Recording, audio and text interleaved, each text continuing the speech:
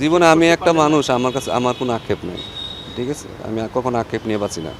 আক্ষেপ নেই বললেও চোখে মুখের ভাব বদলাতে পারেননি সালাউদ্দিন। প্রথমে অন্তর্বর্তী এবং পরে পূর্ণকালীন দায়িত্ব পেলেও নিজের সময় শেষ করতে পারলেন না জাতীয় দলের সিনিয়র সহকারী এই কোচ। দলের সাফল্যের মুকুটে একের পর এক পালক যখন কেবল বসতে যাচ্ছে, তখনই তাকে সরে যেতে হচ্ছে ড্রেসিং রুম থেকে। তবে আসার কথা, নতুন দায়িত্বে আরও বেশি ভালো কাজ করার প্রত্যয় সালাউদ্দিনের। চ্যালেঞ্জ না, আমি বলবো যে এটা এক্সাইটিং, আরেকটা জায়গা যেখানে আসলে হয়তো আরেকটু ভালো কাজ করতে পারবো, বেটার সার্ভিস দিতে পারবো দেশকে। কয়েকটা মাস আগেও ছন্ন ছাড়া এক দল ছিল বাংলাদেশ। দলের নেতৃত্বে পরিবর্তন, বোর্ডে অস্থিরতা মিলিয়ে কোনো তাললয় ছিল না তিন ফরম্যাটের মধ্যে। কিন্তু সালাউদ্দিন আশরাফুলরা জাতীয় দলের সঙ্গে যুক্ত হওয়ার পর থেকেই বদলে যেতে থাকে সময়। ছন্ন ছাড়া দলটা এখন এক সুতোয় গাঁথা সুখী সংসার, যার ফল দেখা যাচ্ছে মাঠের পারফরমেন্সে। পাকিস্তানকে হোয়াইট ওয়াশ, নিউজিল্যান্ডের বিপক্ষে ওয়ানডে সিরিজ জয়, টি-20 ড্র, কিংবা আইসিসি টেস্ট র্যাঙ্কিংয়ের 7 নম্বর, সবই হয়েছে এই কদিনে।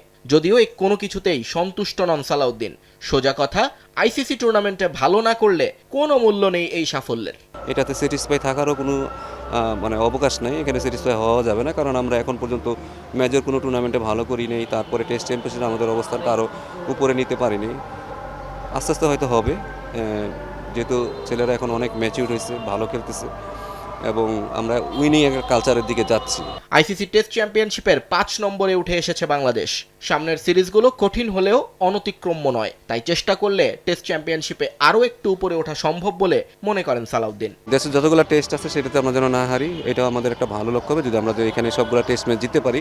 এবং বাইরে যতগুলো সিরিজ আছে, যদিও টাফ সিরিজ, সাউথ আফ্রিকা বলেন, অস্ট্রেলিয়া বলেন, অনেক টাফ সিরিজ, সেখান থেকে যদি আমরা 2-1টা টেস্ট জিততে পারি, আমরা মনে হয় যে টপ 4-এ শেষ করতে পারবো। জাতীয় দলের দায়িত্ব ছাড়লেও বাংলাদেশের ক্রিকেটকে ছেড়ে যাচ্ছেন না সালাউদ্দিন। পাইপলাইন সমৃদ্ধ করতে এবার তার ঠিকানা হাই পারফরমেন্স ইউনিট, যেখানে হেড কোচের দায়িত্ব সামলাবেন তিনি। নিয়ন মোহাইমেন, সময় সংবাদ, ঢাকা।